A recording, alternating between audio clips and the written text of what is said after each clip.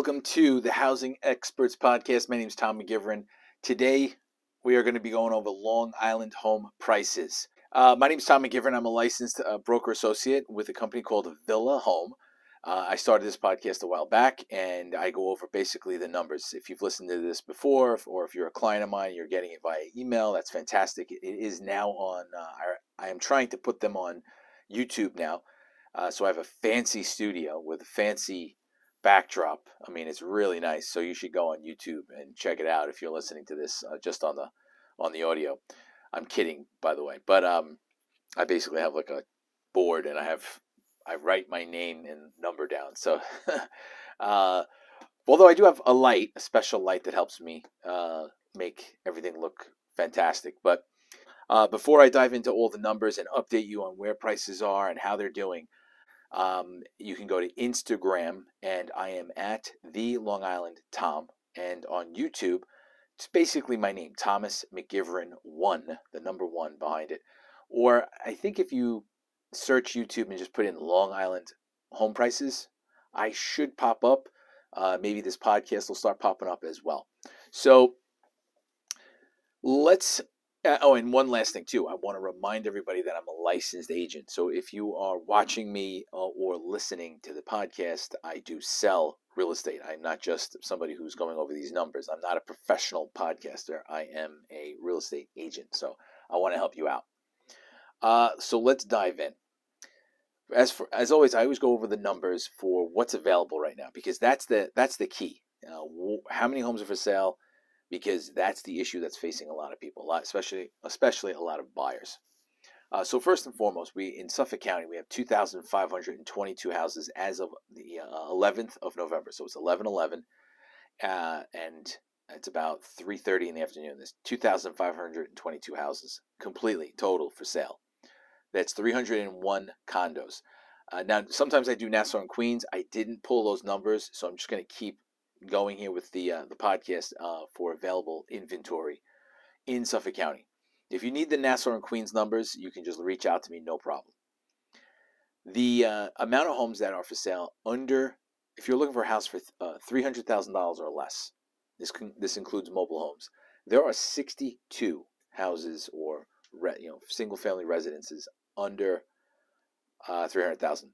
That's not condos. Condos I didn't do. I think there's like 80 or something like that under 300,000. There's a total of 301 condos for sale in all of Suffolk County. Between 300 and 500,000, there's 345 houses. Between 5 and 750, there's 824. That number actually jumped up a little bit, and that is where a lot of the houses, our average selling price is in that range. And so that's where the bulk of houses are priced right now. So it makes sense for that to be a decent number. It's 824. And when I say decent, that's all relative to what kind of market we're in, because the market we're in right now is, again, continuing that low inventory. There's not enough homes for sale right now. So 824, it seems like a lot, is really, really not. To choose, there's not a lot to choose from for buyers out there. Between 750 and $1 million, there's 388,000. 388,000. Can you imagine? 388 houses for sale, and over $1 million is 906. The point here is there's no real change, okay, for the inventory. Last month it was like 2,400 or whatever it was. I can actually scroll to it and check because I have all those numbers. Like this time last month in September, there was 2,510 houses for sale, 297 condos. So it's almost no change, but a modest increase in houses in that 500 to 750 range. All right, let's keep going because I want to get to the even better stuff. Now, if you're a buyer, that's important information to know because it puts everything in perspective. If you can't find a house for sale or if you're getting outbid, that's the reason why there's just not enough homes on the market. Let's talk about contracts. When a contract is signed, fully signed by a buyer and a seller, that's how many of these happened in the month of October. Okay, what I just went over was today's inventory. That's what's on the market today in November. Now I'm going over last month's overall numbers. And this is all from the MLS, the One Key MLS. So there were 1,147 contracts written. That means a buyer and a seller, 1,147 times they both signed a contract. If you compare that to last year, this is something interesting. There was 1,134 houses for sale. Now, I've been looking at a decreasing number of that every year. Year over year, less contracts than last year. This is the first time we see a 1% increase in contracts written this year versus this time last year. So last year, October 2022, 1,134 times people went into contract. This year in October, 1,147. What does that mean? I think it has to do a lot with the market adjusting to these rates, because remember last year when the rates started going up, that was only like maybe 5 or 6, maybe 7 months into the changed market, right? The rate at the time was probably around 7% at that time. So it's like a good steak, right? It takes time for the what do you call it? The market, I guess, to marinate like a steak. Throw it in there 24 hours, right? Then it gets. People are now. I don't know. That's a bad analogy, but I'm getting kind of hungry now. But the point is, it's the market. People are kind of getting used to 7.5% mortgage rates, whereas back in like October of last year, they were only like 7 months in. It was like the sky was falling. So the market's adjusting. Of course, compare the contracts written to 2019, which was more of a normal market. There were 1,670 of those contracts written in 2019, which is more of the normal market. So we're 30% less than that, 31% actually. And that's been a theme, recurring. It's just we're way, way behind the quote-unquote more normal, dare I say, healthier market, because it was just more inventory. It was a seller's market. It was just a good, steady market. We're in just this flux where there's just not enough houses for sale. Let's talk about the average selling price. So I do this and I talk about, I'm going to go over what the average selling price was for homes. This is all homes and condos for October 2023, and then I'm going to give you the comparisons. $746,167 is the average selling price in Suffolk County. $746,000. Now, freeze frame. That's a lot of money. I just want to say that for the record. The fact that that's the average selling price. Of course, this is the way it is because we don't have enough houses for sale. I just told you the bulk of houses, over $1 million is 906 houses, but right after that, it's between 500 and 750 is the most amount of homes for sale, because that's the bread and butter of our market. And that has just kept going up and up and up and up. It is 5.8% higher than the last month's number. Okay, so I go month to month. We actually shot up almost 6%. But of course, let's compare it to 2022. October 22 was 667,000 was the average selling price. The year over year on that is almost 11%. So we're tracking this. I'm tracking it. This is a big spike. Okay, last month 702,000. That I just told you that's up almost 6%. And then last year, this time, it was 668,000, 667,000 really. Shot up to 746. So the year-over-year number for October is 10.6% increase in price. Increase. That's despite the mortgage rate being where it is today, and I'm going to get into that. And by the way, hang around if you're a buyer, seller, or an investor. I want to talk to you about what you need to do with this information. Well, I want to just go over this too. September 2023, last month, the year-over-year price change was 3.6%. July, because I took kind of like the summer off, July was 2.27%. May 2023, year-over-year was 2.8%. April was 3.1%. I have to go all the way back to March of 2023 where it was 11.52%. A negative. I should say that was negative. So we have been trending low, okay? And May 2023, a correction was a negative 2.8% increase. So we actually lost ground in May of 2023 this year. Then it was plus 2.27, plus 3.6, and now all of a sudden it's plus 10.6. So what is that telling me? That's telling me that we have more of the same. That's telling me that the buyers are adjusting to the higher mortgage rate. They're getting qualified. People are figuring it out. The economy has not been slowed down, despite the Federal Reserve trying to get people unemployed, which is, I understand it, but it just never makes sense to me why they would want to do that. But nevertheless, they want to they want to stop the growth of money. It's just is insane. But their efforts, all right, people are still hiring. They're actually giving raises. Like people's income is higher than what it was just 10 years ago.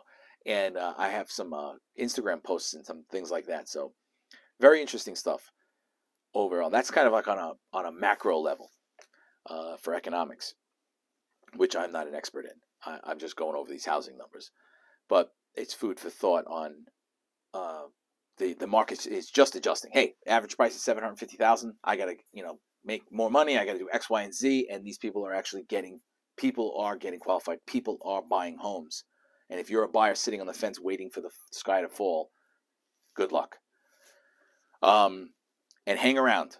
If you're listening, I want you to hang around because I want to talk to buyers, sellers, and investors at the end of this podcast real quick. Let's talk about, I want to go over the absorption rate. That's the months of supply. So if we stop taking new listings today, it would take 2.4 months at the current rate of sales to sell all of the inventory. That means every house. This time last year, it was 2.4%. So same thing. No change. Now let's compare it to the normal market of 2019. It was a 4 months of supply. That just means at 4 months, anything under 6 is a seller's market. And that is considered a low inventory with a consistent rate of sales, meaning people are gobbling up the inventory.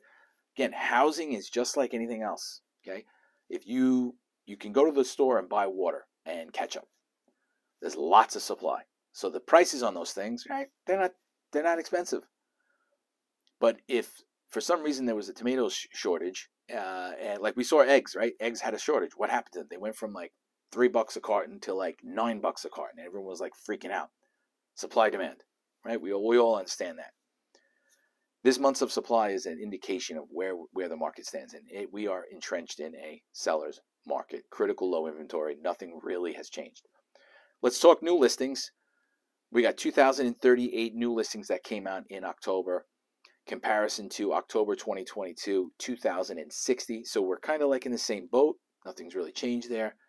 Of course, comparison to October 2019, when I compare it to the benchmark normal pre-COVID year, we're way under. Right? It was 2,836 houses that came to market. So we're lagging behind that. Big time. Closed listings, 1,115. This time last year, October 2022, we had 1,250. And of course, October 2019, 1,500. So we're below still. Now I kind of want to transition into what do you do with this information?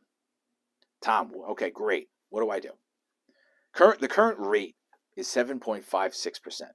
What does that mean? That means if you have very good credit and you have good debt to income ratios and other parameters that mortgage people pay attention to and qualify people on, because housing affordability, because the price, I just told you the average price is $750,000. That's a problem for a lot of people. And so that dynamic right there is keeping a lot of people off on the sideline. However, there are grants, there are programs, and there are ways to navigate this. So if you want to make homeownership a reality in your life, for any buyer out there, what I'm going to tell you is get the information you need in order to understand where you stand. Because if you just give up, then what can you do? There's nothing you can do. But if you're serious about, hey, you know what? I really want to give this a shot. I'm not going to wait until the world, the sky falls. The sky's not going to fall, most likely, right? This is what it is. This is the new norm. And rates are not going to adjust. I don't think prices are going to break because we just don't have enough homes for sale. And that is not my opinion. That's just the opinion based on statistics and based on research and based on whether it's Realtor.com or other financial institutions. This is where we're at. So my advice to buyers is let's get you information, get you your options in terms of a pre-approval. And at 7.56%, if you have, I think it's over 700 credit score. I don't know. You'd have to contact me and I can hook you up with somebody great, fantastic. I know very, very good professionals in the industry. They're dedicated professionals, work 7 days a week. And to get the prime rate, right? Because not everybody's going to get 7.56 or 7.25. If you have a 660 credit score, maybe your debt to income, you have a high debts, that's going to affect your ability to get the best rate. Maybe your rate is like 8%. That is a definite possibility. So my advice, let's find out.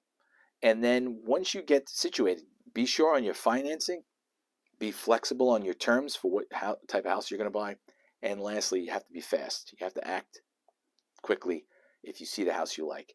If you're an investor,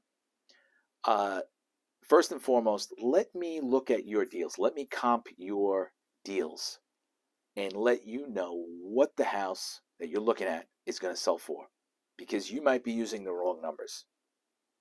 I just gave you the numbers. There are not enough houses for sale. The houses that are really move-in condition, beautifully, finished and everything else, those homes are in high demand. I can't understate or overstate that enough. I can't overstate that enough. I could definitely understate it. And I don't want to understate it because I know the deal. You might be too conservative in your approach.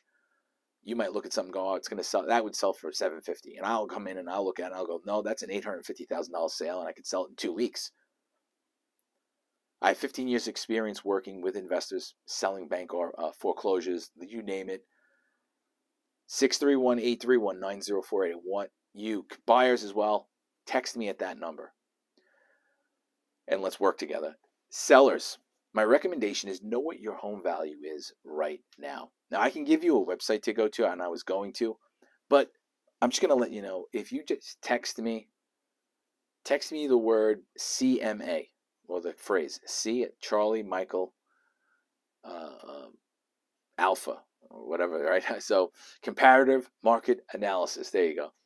Just say CMA. Text that to 631-831-9048 along with your name and your address.